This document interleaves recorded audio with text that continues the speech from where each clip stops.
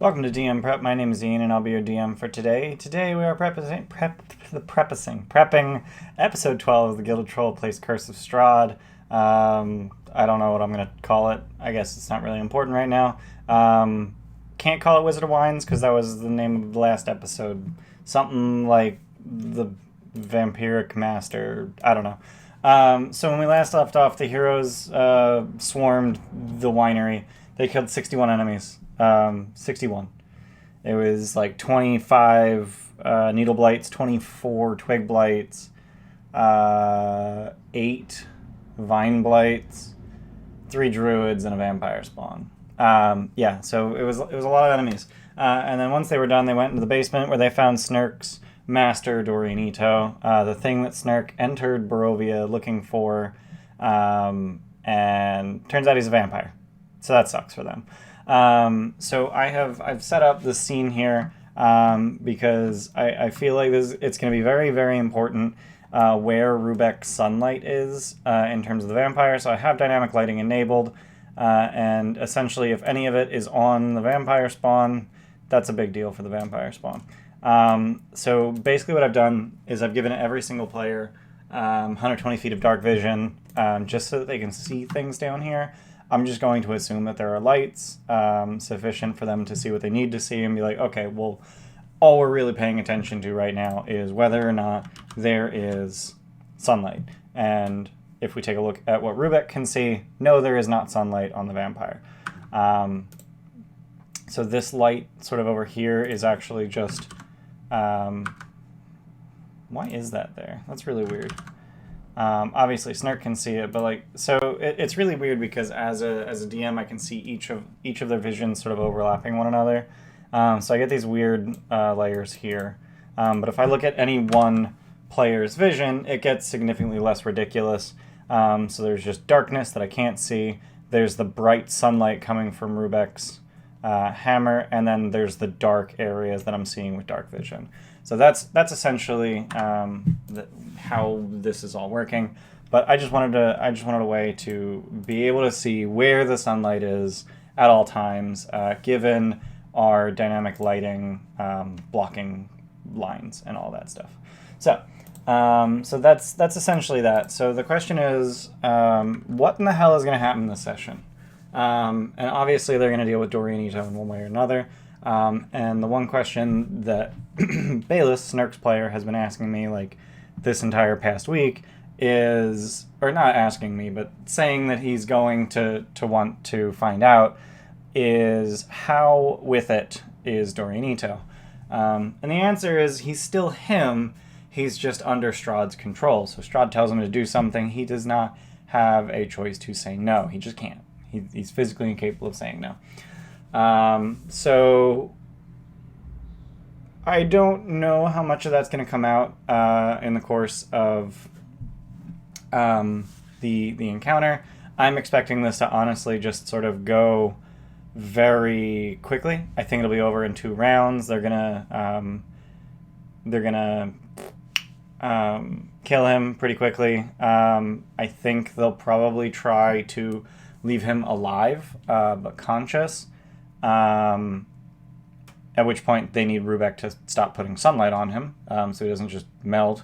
But yeah, I essentially 100. I even increased his hit points to the maximum that a vampire spawn can have, because it's 11d8, which is 88 plus 33, which is 11 times his con mod, so it's 121 total. So I increased his HP to max, but still, even with that, action economy is king, and I think he's going to go down in about 2 rounds if they don't pull their punches or try not to murder anybody. That said, we are going to be rolling initiative at the start of the session, and last I checked, I still have nat 20s. Yep, I have 2 nat 20s. So I'm just gonna immediately burn one of my nat 20s to crit initiative, and then immediately burn a nat 20 to crit bite Snurk. And actually, it might be a better idea not to do that. So I kind of don't want to give too many turns, but I do want to give him an opportunity to actually get health back. I thought that was a really fun cliffhanger. It's like his eyes glow red and he's he bares his fangs, and we'll deal with the ramifications of that next time on Dungeons and Dragons. Yeah, no, I was a huge fan of that as well, but thanks for saying so. But yeah, I kind of want him to be able to use the bite attack, the crit bite, to regain hit points, and he can't do that if he's already at max HP. So the question really is what I want to do after this fight, because I mean this is, in terms of narrative, in terms of the actual story of the game as a whole, this encounter is basically inconsequential. How it ends is going to essentially come down to none of them know how to fix him, and he's been given an order to kill all of them. So they're not gonna know of any way to save him, or even if they do know, I don't know what the DC I would put on it. So I looked it up. The only way to reverse vampirism is with wish. So even if they knew that, even if they figure that out, they're going to know that they can't do it, that there's no way they can do it. It is going to be a really rough day for Snurk. Narratively, it means very little, but for Snurk, it's going to be a really big deal. So I definitely want to give it time. I want to give him time to roleplay through that. I want to give the players time to sort of enjoy that roleplay moment. And hopefully Bayless, the player, is enjoying Snurk, an event that Snurk is very much not enjoying. But yeah, so at the table, I'm definitely going to give this time. I'm probably, just in terms of, my thinking, probably going to give it an hour for the rest of the winery to sort of resolve. And the rest of the winery is essentially, they handle Doranito one way or another, figure out what they're going to do with him, which is quite likely, honestly, destroy him. Because I think they're going to quickly come to the conclusion there's nothing they can do for him except put him out of his misery. And then they're going to probably go upstairs and loot all the corpses and take stock and probably put out the fires on the two vats that they lit on fire. And then talk to Davian and the rest of the Martikovs and get some more information. Like, yeah, thanks. We're gonna send some wine out. But like, they still have our gem, and if you didn't find it, then they still have it. Here are the two places where we think the gems are. So they'll point them to Berez, they'll point them to Yester Hill. And then it's really up to my players as to whether they'd want to go after those. I personally would really like for them to go, at the very least, to Yester Hill to go after that one, because I want them to return to Krezk at night. And the reason for that, I will get to in just a moment. So currently it's about 8:30 in the morning. So if they were to just travel to Krezk... Hey, no worries. No worries. Glad you could be here. So if they just go straight to Krezk, it's a 5-mile walk, which is an hour 15. And it's like 8:30 in the morning. So let's say they get there at like 10 a.m. But if they were to go to Yester Hill first, that's a 3-mile walk there, and then another 3-mile walk back. So that adds an hour and a half. And I'm assuming they're taking a fast pace the entire time. And that's not accounting for short rests. That's not accounting for any time that they spend, doing other stuff at these locations. That's not accounting for anything. So just by traveling to and from Yester Hill, we've already pushed it to noon. But I want them to arrive at Krezk pretty much like right at nighttime, because one of the things that I saw on the Curse of Strahd subreddit was that someone ran a False Hydra at Krezk, and I really want to do that. So for those of you who don't know, a False Hydra is a type of Hydra, which is to say that it's not a Hydra at all. It is essentially a mass of flesh that has a neck, and a very long neck, and at the end of that neck is a distorted head. And here, the guy who wrote it keeps using Dead Hand from Ocarina of Time to illustrate basically what it looks like.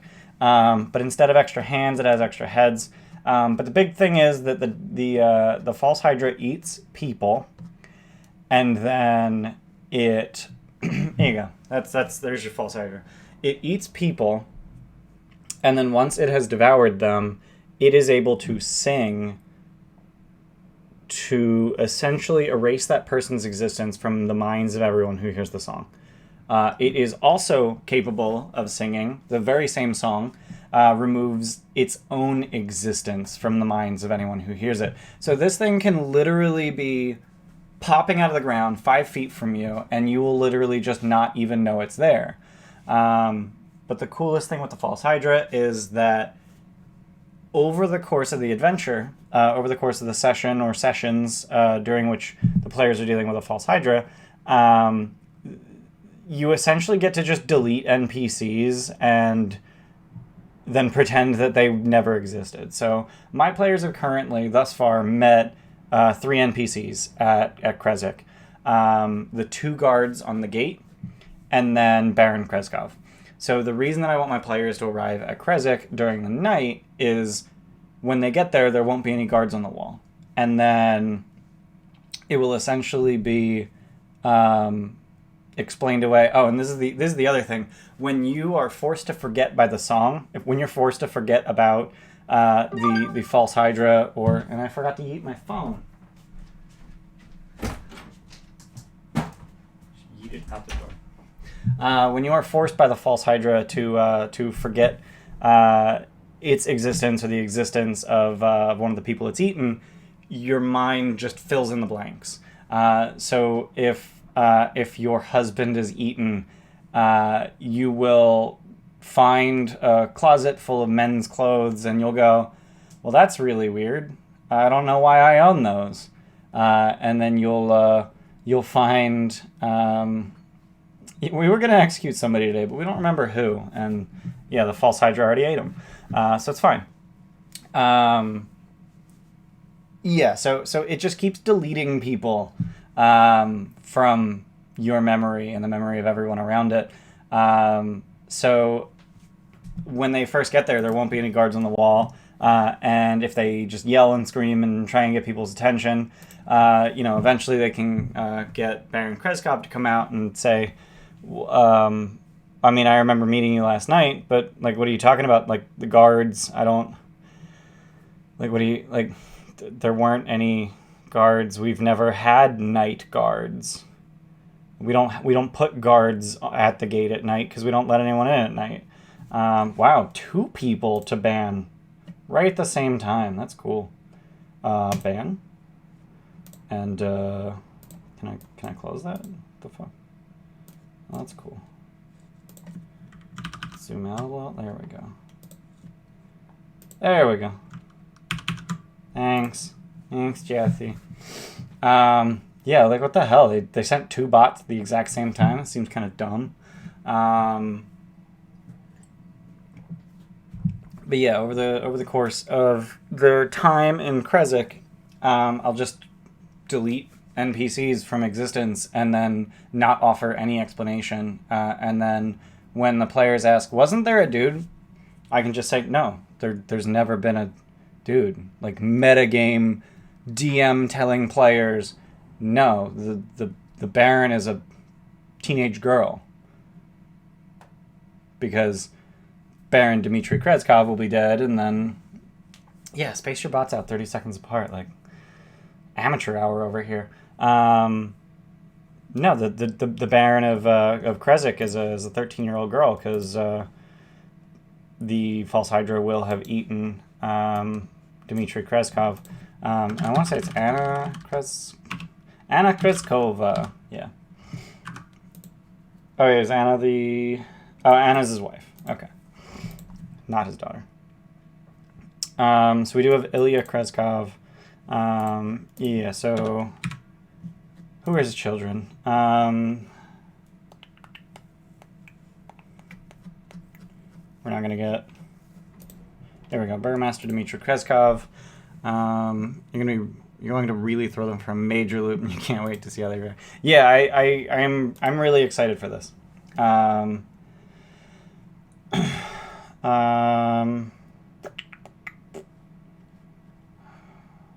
Trying to find his family.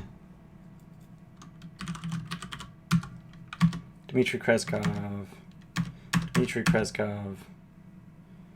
He lost his 14-year-old son, Ilya. He was the last of the 4 Krezkov children.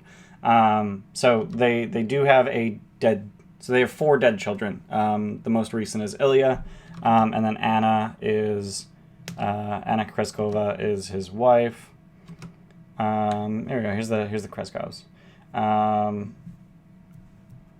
So yeah, she'll just at some point she'll just be the burgomaster, and they'll be like, wait, what? And then so essentially the thing that makes the False Hydra the most the thing that I want to really hammer home is that this thing has essentially deleted entire people that they like. So I am going to make use. So I got this from DM's Guild, False Hydra. It's pay what you want. I paid like $2 for it or something. I think I put in $1.99 because I'm weird. So it has this entire like example town for running the False Hydra in, and they have a bunch of different people that you can then delete, and then the players will be like, wait, but like there's a person who like does stuff here, and well, no. How about no? So Krezk is, if I recall correctly, Krezk is supposed to be like, yeah, there's like 20 houses here total. I'm going to count them. 1, 2, 3, 4, 5, 6, 7, 8, 9, 10, 11, 12, 13, 14, 15, 16, 17, 18, 19, 20, 21, 22, 23, 23. 23 houses total. I think what I'm going to do is I'm going to make it a little bit more populous than that, because 23 houses is not a lot of people. So there wouldn't be nearly as many shops as I think this suggests. Like they wouldn't bother with a library. There's not enough people to have a library. So I am just going to delete the church because they already have an abbey. They'll have a blacksmith. They'll have a grocer. X marks the spot. Don't think that's going to really. I mean, I don't have a problem with these things existing. Is the thing. So the question that some people might be asking is, where in the f*** did this come from? And my answer to that is, well, the abbot made a mistake. The abbot screwed up and accidentally made it by throwing just bits of flesh golem into a well. 23 houses and 22 of them are abandoned. I mean, if the players like just let this thing go, then yes, they will very quickly become abandoned. Did not mean to click on that. But yeah, there will not be a lot of people left very quickly. Burgomaster's Cottage, the building closest to the outer gate is the Burgomaster's Cottage. No living children. Last of their 4 children, Ilya, died of an illness 7 days ago. Unlikely to have more children. Source of great consternation to everyone in the village, since that means the end of the Krezkov line. What the hell is consternation? Anxiety or dismay, typically it's something unexpected. Neat. But yeah, so I do want. I don't know about these names. I mean, Vladislav. That's a name. That's a good name. So essentially, I'm going to run Krezk very, very differently from how most people are going to run it, because most people are going to run it very straightforward. The people of Krezk just, they live in the shadow of the Abbey, and most of the important things happen in the Abbey. Well, now important things are actually going to happen in the town. I have seen... I do... I'm actually wondering if I want to... wait to remove the gate guards. Because one thing that people have been... one thing that people have been doing is on the Curse of Strahd subreddit is running this sort of murder mystery kind of thing in the town, and then a lot of people make Ilya Krezkov. I'm not gonna do it. I don't know enough about it, so I'm just not gonna bother with it. But essentially, I'm just gonna read through this whole thing, and and mostly run, mostly run it. Streets are smashed up with large holes from underground. Blood and pieces of bodies litter the roads and sidewalks. The vast majority of damage, however, is at the town hall and the immediately surrounding area. False Hydra has clearly made space under the town hall as its main lair. But they won't be able to see any of that because they will have been affected by the song. So this thing is actually kind of a beast in combat because it's got 150 plus 100 hit points per head.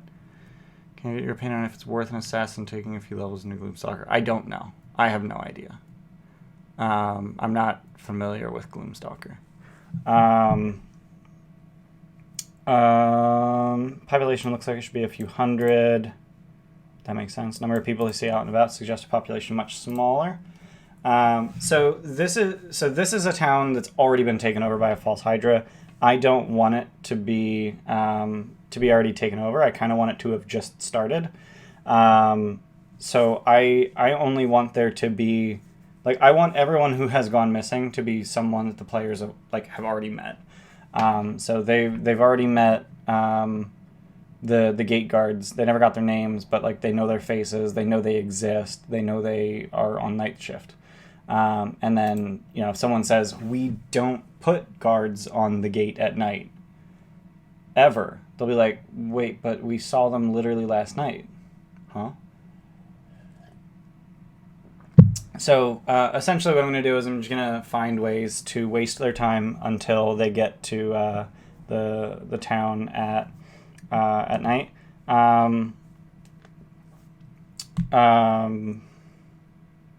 Stuff like if they decide to escort the wagon, then a wheel will break and then they'll have to spend an hour fixing it, or a druid will attack and steal a wheel, and then they have to go back to the winery and get an extra wheel so that they can put it on the just any way I can to waste their time. Because I know that they don't want to go to Krezk. They want to get to Krezk very quickly, because they know that they have promised Strahd that they'll be at the castle sometime today. And I kind of want to make them miss that appointment, or at the very least just go to Krezk after the appointment. So yeah, I guess I just got to read through this. Won't remember any neighbors having lived in those houses. They were clearly once lived in, name signs, furniture, etc. Some will be extremely rusty or dusty. Others will be only starting to look dirty, with food starting to go bad. They could also find hand mirrors and a book on cultural, historical. See, I don't want to give them myths that mention the False Hydra. That just seems a little silly. Dreams and Drams.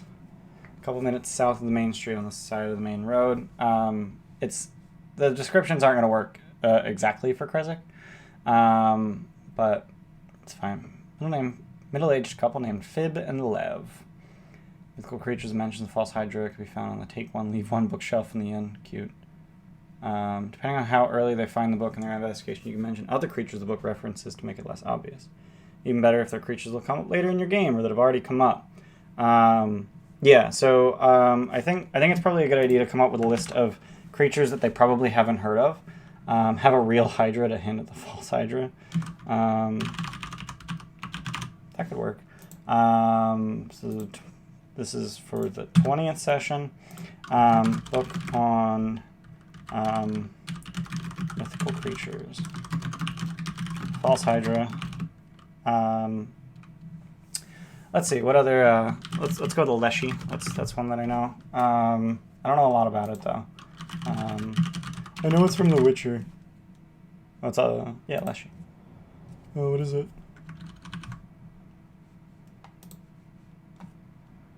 Dude, I don't know what the fuck. Sounds kind of lame. I don't know a lot about it. Okay.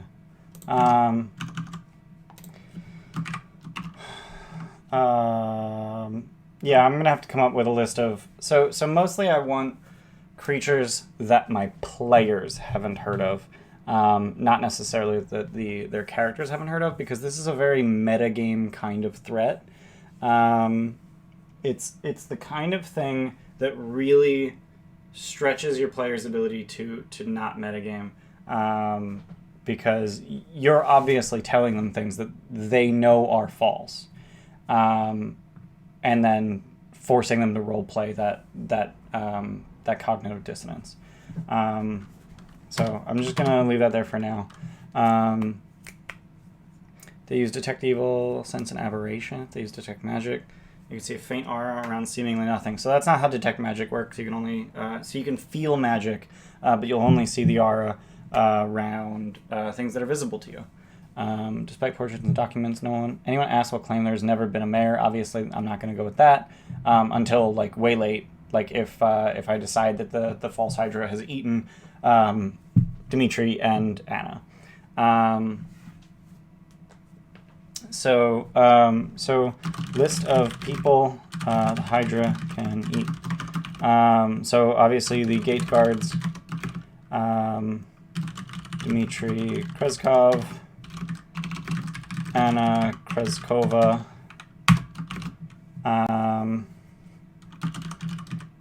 Ilya Krezkov, if resurrected,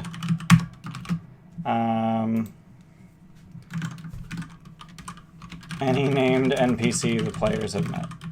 Honestly, it's any named PC the players have met. And then I will essentially just have to come up with rationalizations that the NPCs will have come up with to explain like these things that don't make sense without the existence of the people who no longer exist.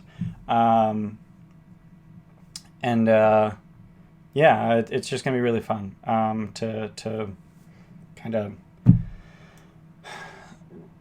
run it kind of by the seat of my pants, because I don't want to have it and let's say Hydra eats one person every 2 in-game hours for the first day, then one person every hour the next day.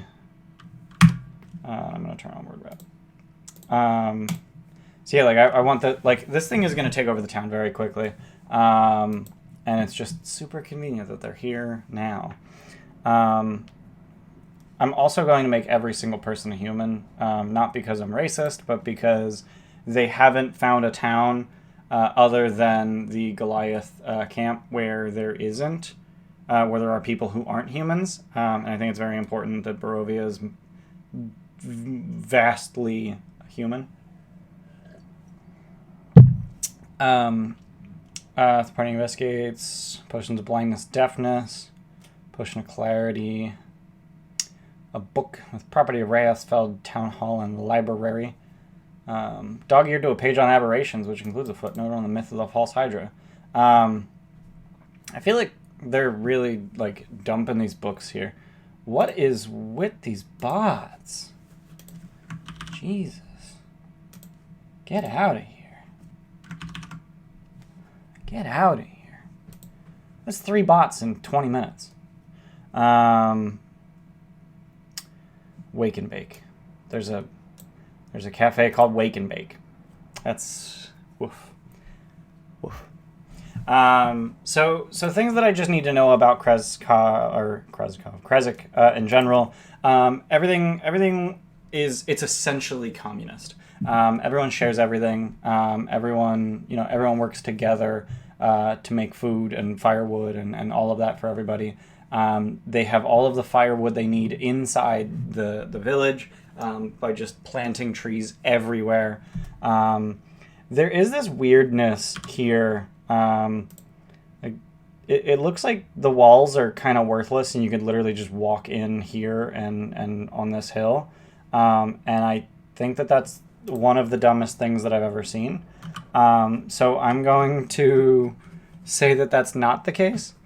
Because that just seems like, why in the fuck do you have walls if they don't...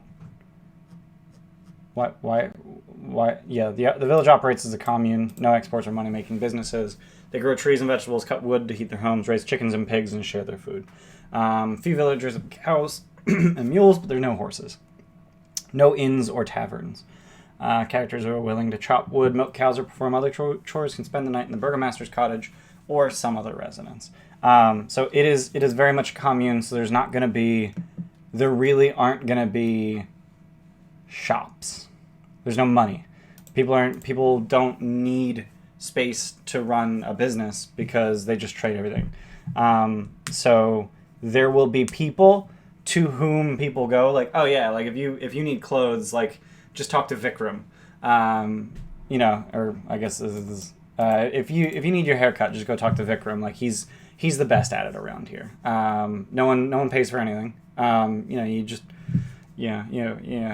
He'll ask you for a favor or whatever.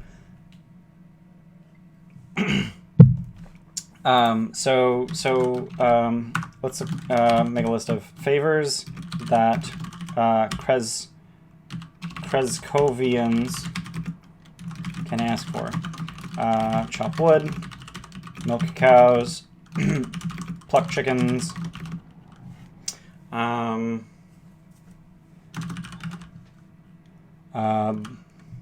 pluck or butcher chickens. What else? Pigs and chickens are kept in indoor pens and coops. Re-thatch a roof. Just put a hyphen there so I can tell how to fucking read it. Perform other chores. Repair clothing. Trade for durable goods. Clothes, tools, etc. So just very commune kinds of things like that they'll ask for. So there aren't going to be shops. There are no shops. But there's probably a library. Because there's a library. Let's say there's a library in the burgomaster's cottage. And then even after both of the Krezkovs are eaten, if it gets that far, then there's still, everyone just knows, oh yeah, that's the library, and there'll be a bed in there, and everyone will be like, well, I mean, sometimes people want to sleep in the library. So that's gonna be a little interesting. So none of these shops exist, so I don't need any of these names, but I see clinic, and if they say, oh, if you need any medical attention, you can go see Tamith. If you need your clothes fixed, you can go see Ellie Jo Bell. That's cute. General clues: atmosphere. Cats will puff up or hiss and run away. Dogs may start barking or growling. So I kind of like the idea. So I saw this on Reddit. I kind of like the idea that cats can see it. Cats are immune to the song. So I like the idea that there will be a cat just sort of staring at one of the heads just popping out of the ground and just kind of chilling there.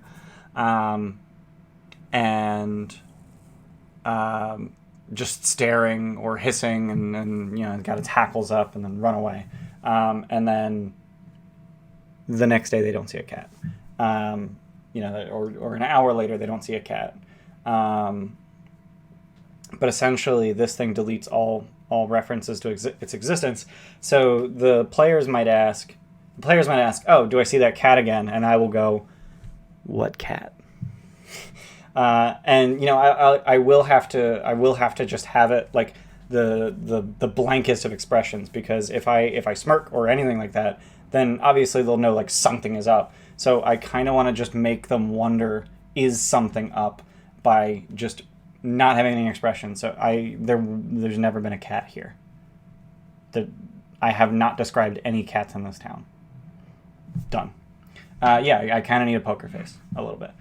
People may seemingly trip over nothing. That's the one I really like, because you're walking down the road and you just trip over something, and then you look back and you just see flat cobbles. Like there's nothing for you to have tripped on. It's a very well-maintained road. And then they go, well, what the fuck did I trip over? And then they they say, oh, okay, well, if they're metagaming, they go, all right, I'm just going to swing my axe at it. And then that's when we start having to do active manipulation of their metagame knowledge. So what they'll do is they'll swing their axe, and then they hit it, and then I will just describe. You see you feel your axe hit something with a satisfying thunk, and you pull your axe back and you look at the ground, and you see that there is nothing on the ground. There's no marks from where your axe hit the ground.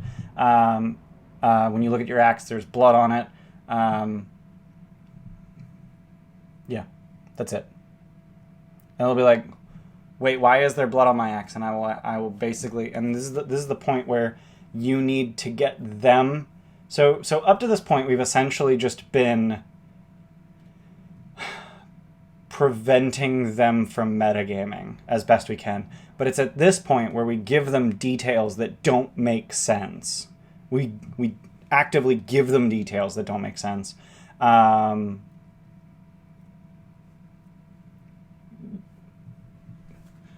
That we're sorry, lost my train of thought. When we give them details that don't make sense, then we essentially need to tell them, why do you think that happened? What's the most reasonable explanation for that? But the problem is that they don't have the knowledge of the False Hydra. They don't know that they need to realize nothing is there. So I kind of need to prod that. There's nothing there. How did blood get on your axe? Kind of like that. Not what did you hit, but there's nothing there. How did blood get on your axe? First evening in town, they can see a figure lighting the street lamps on the main street. Next night, only half the lamps are lit. Anyone asked about it will be unsure how the lamps were lit, or if anyone ever did it regularly, and will be confused about if the street is normally lit up or dark at night. Church bell rings out at regular intervals, so I do want to exclude the church. So the abbot and the mongrel folk are going to be notably, the abbot, the abbey, and the mongrel folk are going to be notably immune to this. The False Hydra knows that it needs to avoid the abbot, because if it attracted his attention, he would understand what was going on, and he would destroy it. And it knows that because he created it accidentally. And the mongrel folk are his workers, so they know to avoid them too, or it knows to avoid them too. And all of the normal things that happen in Krezk are going to happen. At night, the mongrel folk are digging up corpses. There's just this wailing every time the bell rings in the abbey. The abbey bell rings at just the weirdest hours, which is just meal times and not specific hours. Church bell rings out at regular intervals, but then is no longer heard. Anybody asks, we'll say there's never been a bell ringer. Tamith could mention offhandedly how busy she is. Seems to be mostly minor accidents like people falling or bumping into things. There's been a few animal incidents as well. Trip over, lucky to survive as eating someone else at the moment. Animals may be able to see the False Hydra and accidentally hurt their owners or others nearby due to fear and panic defense. I do like the idea that like animals in general can see it. Cats specifically I want to call out, but I don't see any reason why dogs or pigs or chickens couldn't also. People generally appear uneasy and like they're trying to remember something. People will be carrying hand mirrors with them. Does that mean Gramps would be able to see it if he is wild-shaped? Well, Gramps wild-shapes into undead creatures and not animals anymore. So, no. I'm going to go with no. So interestingly, the stat block in here actually has statistics for the song. So it's DC 15 whiz save, and then minus D4 for each additional head that it has. So it's very, very possible that Gramps, who is a druid with high wisdom saving throw proficiency, so he should have a +7 to his whiz saves. Even with that minus D4, he can probably make it. But the thing is, this is every single round. So it's going to take him at most 30 seconds to forget that it's there.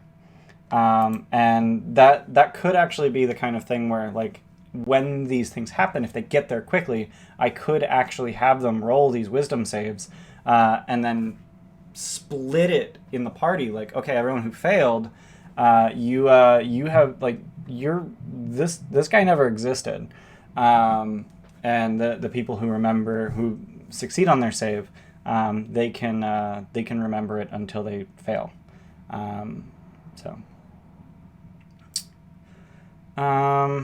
Party over here, Tamith saying she needs to deliver eye drops to Vera. Later that day, she's nowhere to be seen. Nobody remembers her. If they search the front desk, they could find eye drops of True Seeing. So True Seeing would allow you to see the False Hydra despite its invisibility. It would continue. Every single round you'd have to make a wisdom saving throw against forgetting about it. But because of the True Seeing, you'd still be able to see it. So every round you'd be like, what in the fuck is this? And essentially what I would do for that is I want to fuck with initiative for that. So if it does go that route. So if one PC is able to see the thing, then, you know, every single time they fail a saving throw, actually I think every time they fail a saving throw, they would be surprised for a round. I think that's how that would work. In the middle of combat, you would just be surprised. And that's if you can see it. And if you can't see it, then it's basically you just saw this dude swinging. You like, let's say they give it to Grams, the eye drops of True Seeing, which I don't think is an actual item. Crystal Ball of True Seeing, no. So there's no such thing as an eye drops of True Seeing, but let's see, True Sight. True Seeing is a spell. Lasts an hour. Ointment for the eyes that costs 25 gold pieces. Cute. So I kind of like the idea that so let's say they give it to Grams because he's the best at these whiz saves. So he attacks the False Hydra, and then the rest of the players, yeah, don't confuse the eye drops with Sovereign, but that'd be real bad. He attacks the False Hydra, and the rest of the party, at the start of their turn, they make a whiz save, and then they forget that the False Hydra exists, and they can't see it. So now they need to justify Gramps like throwing fire at nothing, just nothing. So this is gonna be really weird. Statistically, I don't think that this thing. I don't think it should have more than one head. I don't think that it should have more than one head. This is not templated correctly. Bonus action. Regrowth. So I don't think that it should have more than one head because 150 hit points is fucking plenty. Especially if they're going to have such a hard time fighting it.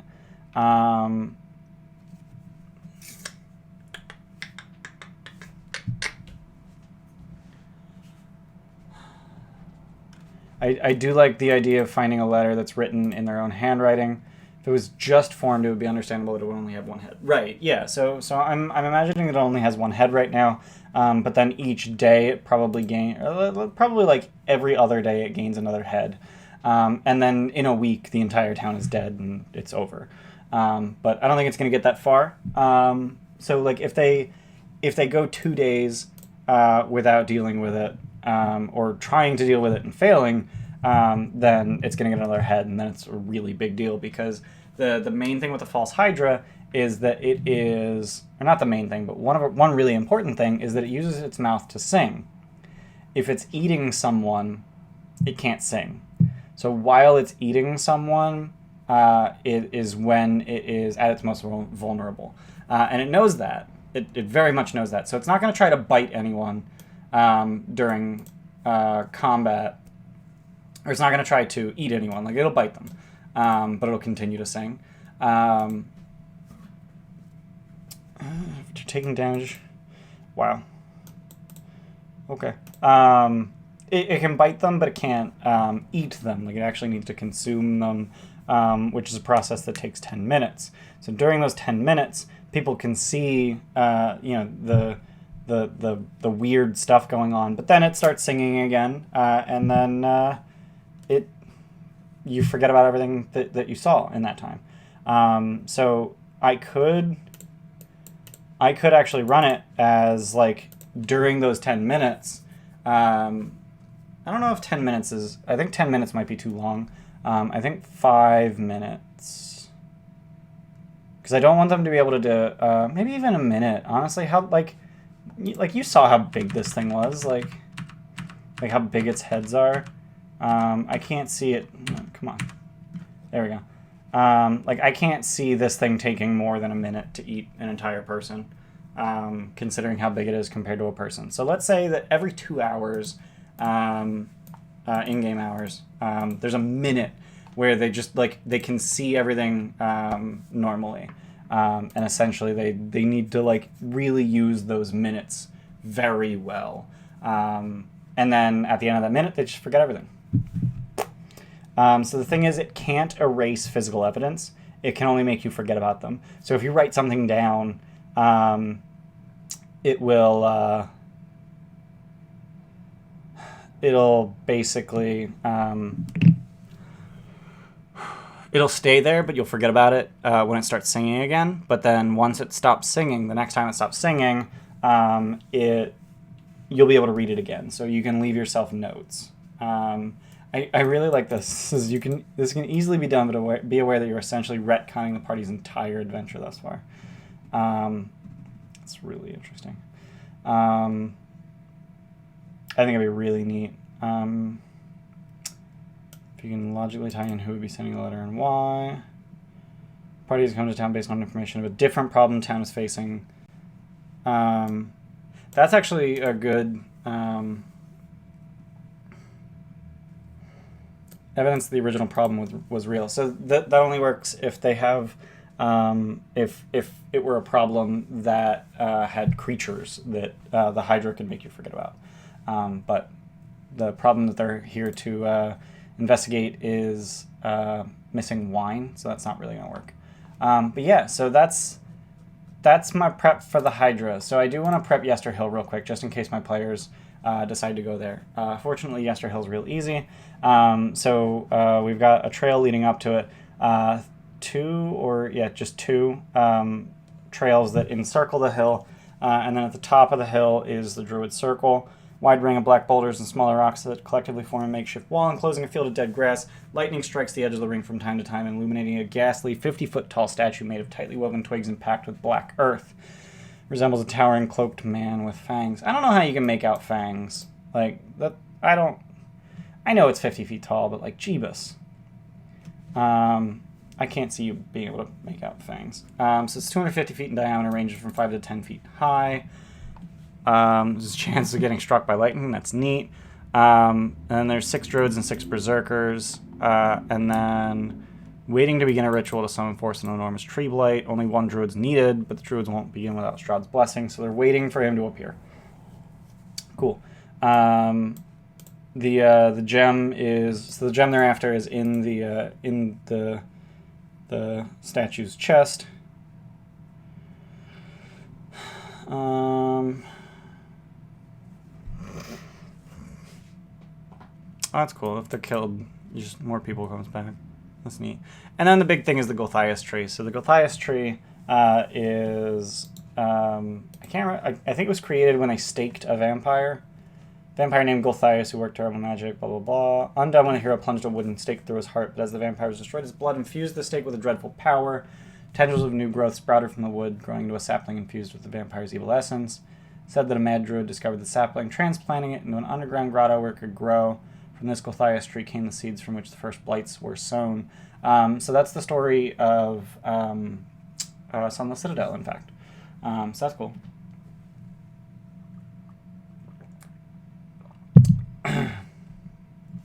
But yeah, so essentially it's a tree that is vampiric.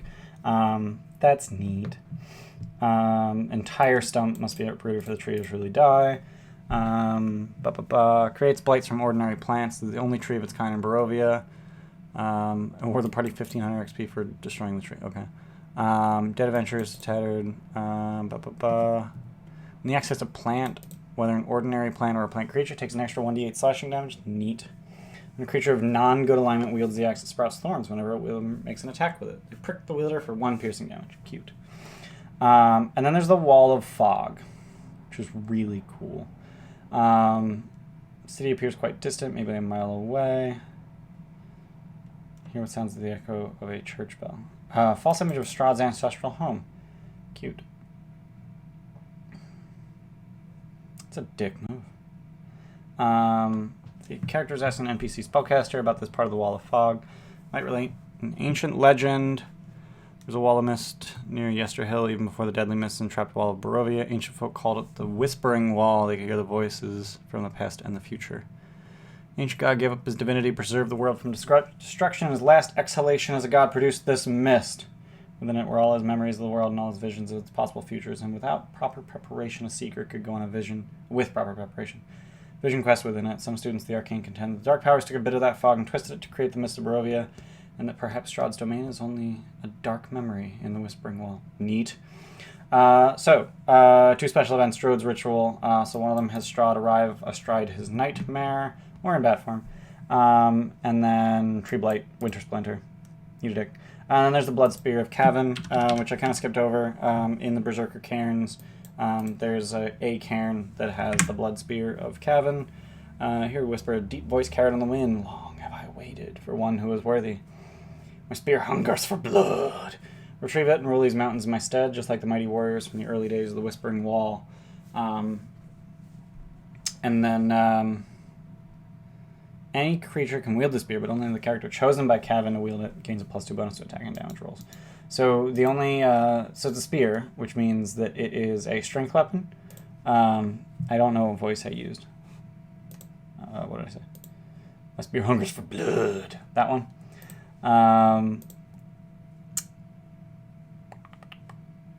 That one. Got it.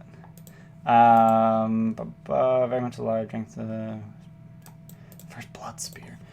So yeah, we only have two characters that actually use strength in our no, we have one character that uses strength in our campaign, and that is Rubek. But he just got like essentially the Sun Sword, so I don't know if this is really useful at all. I'm gonna see if I can swap it out for a different weapon type that's maybe finesse. Daggers finesse, darts finesse, rapiers finesse, scimitars finesse, short sword is finesse, whip is finesse. So if we're gonna throw it into Odyssey instead, I mean, shoosh.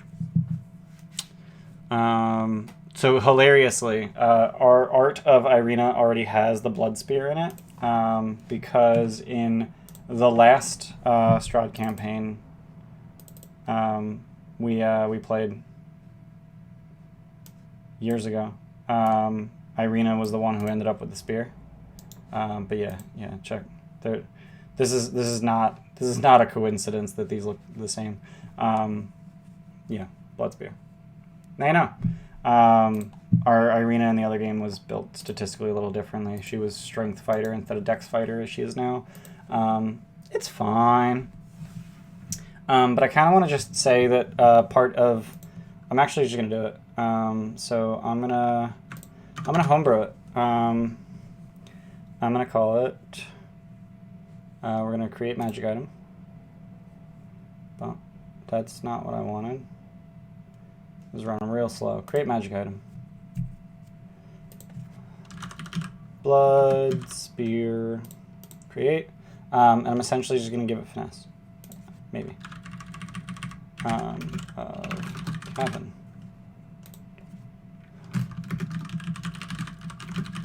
Make weapon finesse D&D Beyond. See if adding finesse property to other weapon types. Cool. Cool.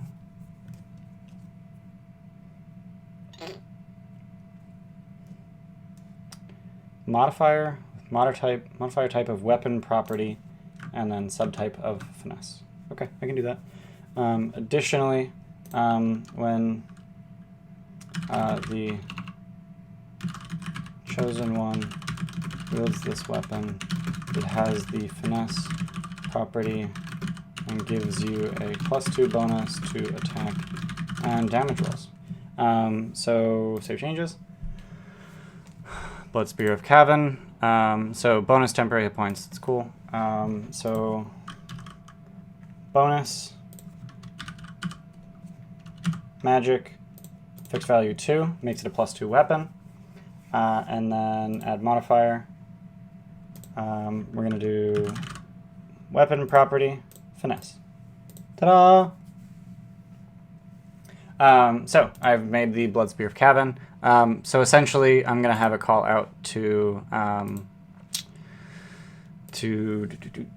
Inej, who is currently using a falchion, essentially. I think it's statistically a rapier. That's fine.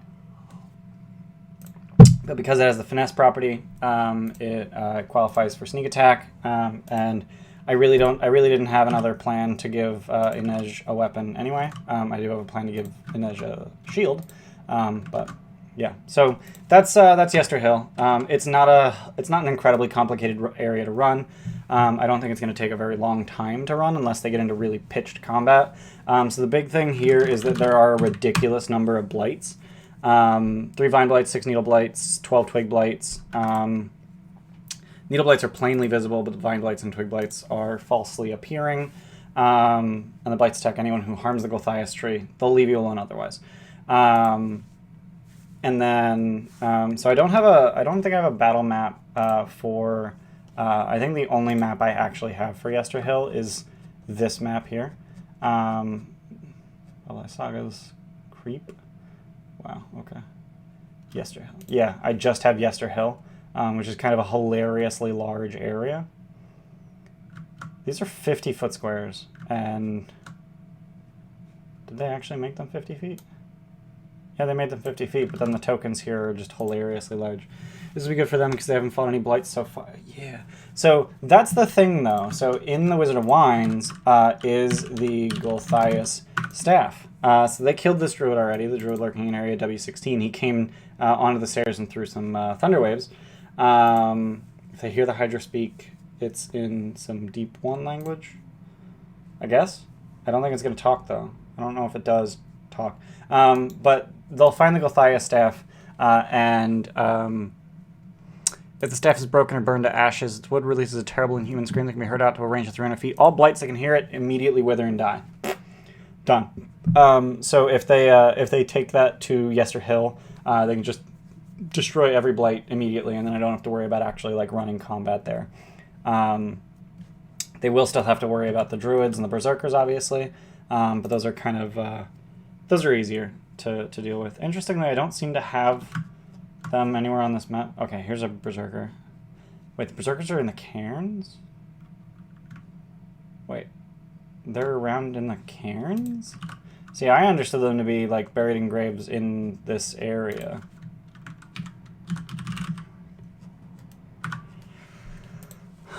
Hidden throughout the field, inside the boulders.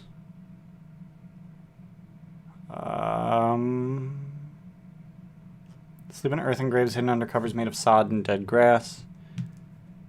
Yeah. Whoever made the Roll20 module misunderstood this text, because they're definitely in this middle area and not along the hill and under the cairns. Those are burial cairns. Those are not false graves. So I'm just going to move all these guys. Just going to move all these guys in. Strahd von Zarovich and Bucephalus. Cute. Whoops. Do not want to grab Y2.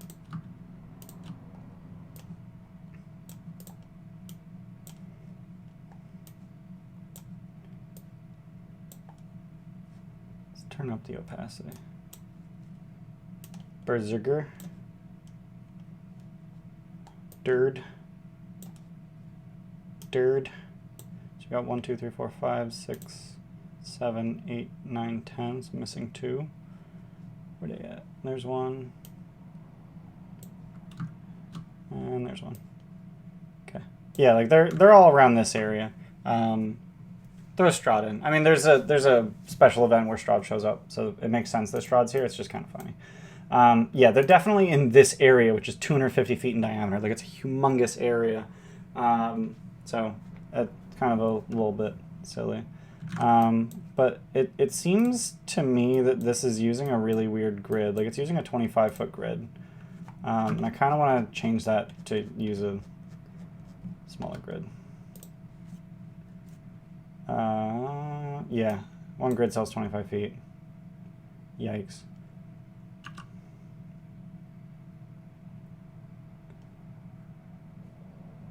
Cell width is 0.1.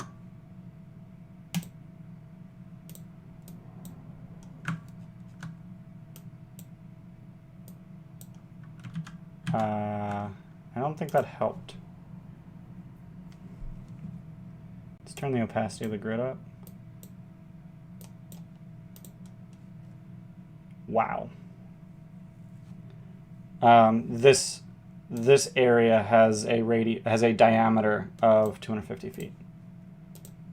So we're gonna turn the grid opacity down. But like that's literally like that's how big this area is. So I think what I want to do, I don't want to fuck with this. So I'm gonna turn this grid off. We're gonna put this back to 25 feet. Cell width 0.5 is what it was. So we're going to put that back where it was. Like, these guys can snap however they want. And what I'm going to do is Curse of Strahd, Yester Hill, battle map.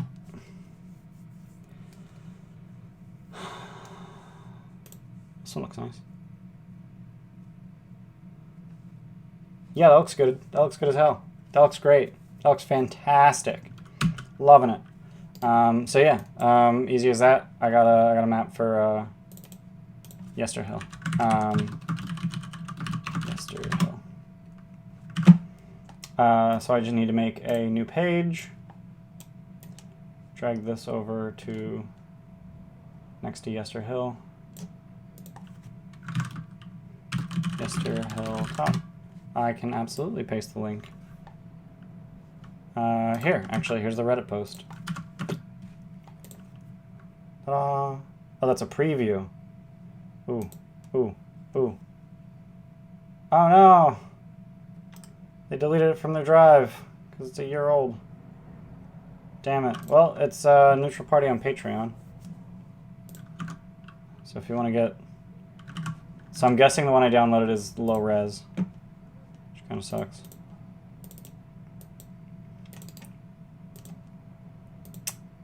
I mean, it looks like it's full res. What is that scale, though? 1, 2, 3, 4, 5, 6, 7, 8, 9, 10, 11, 12, 13, 14, 15,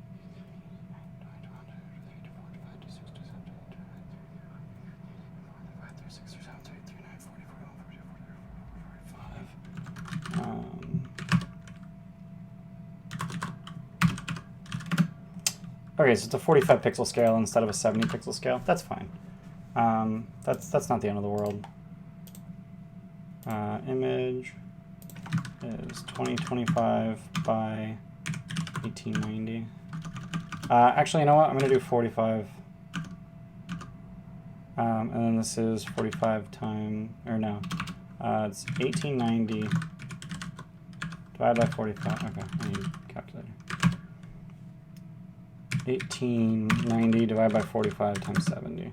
2940. There. And then I'll just scale this up to be normal scale. So that's good. Go to Yester Hill top. And then I just need to upload this image. So this image is probably going to be a little blurry, but that's fine. I am scaling it up a little bit, but it's A-OK.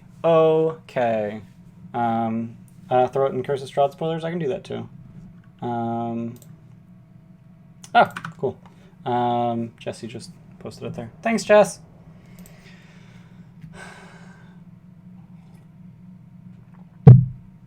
So yeah, I'm just gonna get this this map in, and then I'm gonna copy the whatchamacallits, the tokens from one to the other, and then I think we're probably done with prep after that. So while this is uploading, I'm going to go here and I'm going to grab these tokens, as well as I'm going to grab the Tree Blight token, which for some reason they put it here. That's not the Tree Blight. The Tree Blight is actually here. Yeah, the people who made the Roll20 module got really confused about what Yester Hill is about. I think they just kind of skimmed and thought they understood it and didn't. Because that's the Gulthias tree. That's not Winter Splinter. Winter Splinter comes out of the statue. So that's kind of weird. So we're going to paste these tokens. They do need to be scaled up. That's a thing that I'll need to do. We're gonna slap some Yester Hill .jpg in here. Zoom out. And then we're going to, I need the dimensions of the map. So one of them is 2940, I know that much. 3150 is the other one. Okay. And then I can advanced, set dimensions, 3150 by 2940. Set. And then just drag it into place. And we got a stew going. We've got a Yester Hill. So now that this is here, I just need to look up the size of a tree blight. Actually, I think it's huge. It is huge. Cool. So I just need to scale these guys. Let's increase the overlay opacity. So I need to scale them all to the right size. So what I'm actually going to do is I'm going to scale 2 of them and delete the rest, and then just copy paste. Oh look, I accidentally copied Y3. Cute. Yeah, the map that comes the module is like unusable as a battle map. So we're just going to delete these, and then we're going to copy paste the crap out of this Druid and Berserker.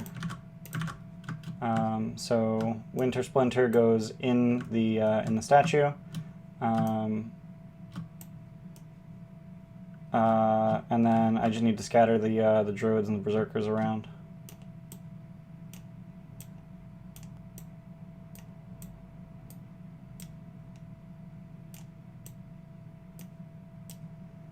I'm going to move Y3 right in the middle. Why not?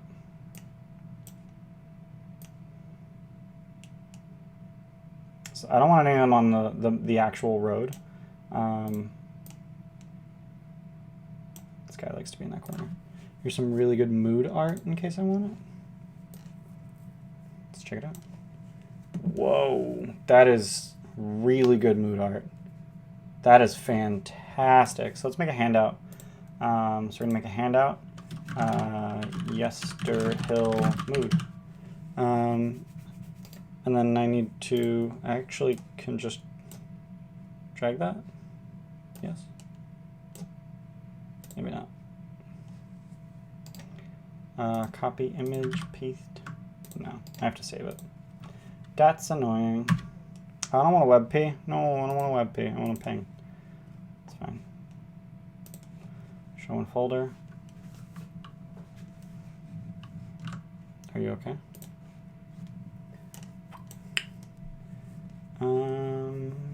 Hopefully that works.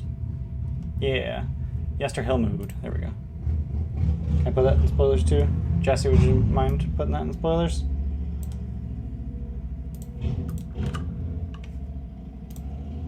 Yeah, so I can share that when they arrive. That's real cool. And then we've got this this handy dandy battle map for when they arrive here and they need to murder stuff. Cool. So yeah, that's it. That's DM prep. We're ready. We've prepped the ending of the winery. We've prepped for potential combat Yester Hill. We've prepped essentially all of Yester Hill. This is neat. This would be fantastic if it weren't for the all of the labels. But also it's not even totally correct because the Gulthias tree is actually on the other side of the hill, so it's like it's not at the top. Oh no, it is. Okay, yeah, it is at the top. Okay, it's pretty much at the top. Does it tell me how tall the hill is? 50-foot tall statue, 30-foot tall plant, creature. Doesn't tell me how tall the hill is, but that's okay. Yeah, it's a great idea, but not shareable because of all the labels. But also, like this doesn't seem like a hill so much as like a pyramid. But yeah, like I Yester Hill is one of those areas that's really, really hard to convey, but I think being able to hand them this mood art is going to make it a lot easier to describe to them, like, what in the fuck is going on. One thing you like about Roll20 maps, the layers, you can hide place names. Yeah, I really enjoy the GM info overlay, so I can, like, on the map of Barovia, I've actually shown them pretty much all of the place names because my players found a map in game. But there were these like convenient. We kept saying like they're airbrushed out.